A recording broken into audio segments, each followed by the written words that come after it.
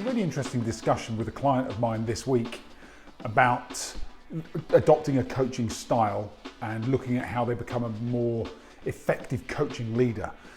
We talked about a number of the principles of coaching, but the one thing that really came through to my client and to me was their discomfort with silence. Let me say that again. Their discomfort with silence. Now, we live in an always-on world.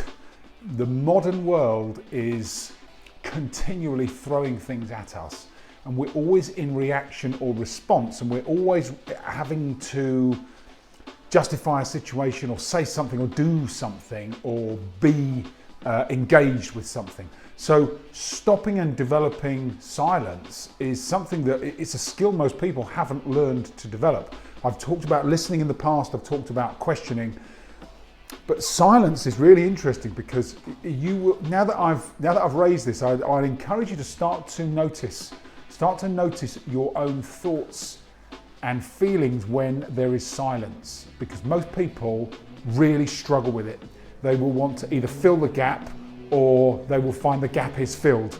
There's very little space in our days and there's very little space in our communications. And you cannot adopt an effective coaching, management or leadership style until you learn to be comfortable with silence.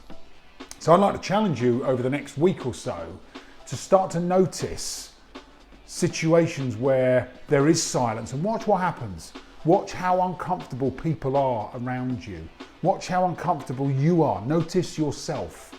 Notice that people will want to move on and do something. They won't want to sit with the silence. But in the silence, in the space, is where you can create the best thoughts, the most innovation. You will come up with ideas that you cannot come up with when there's the constant noise going on either from you, your mind, or from someone else. So start to cultivate periods of silence in your days and your weeks, and you will find it really helps you in a number of ways. It helps you to reduce the amount of stress and pressure. It creates that space so you're not always feeling busy. It also helps you to unlock a level of creativity and ideas that you can't get without creating that space. So I wanted to share that with you and set it as a bit of a one awareness, but two, a challenge for you over the next week. Start to think about creating spaces, creating silence, and notice what happens.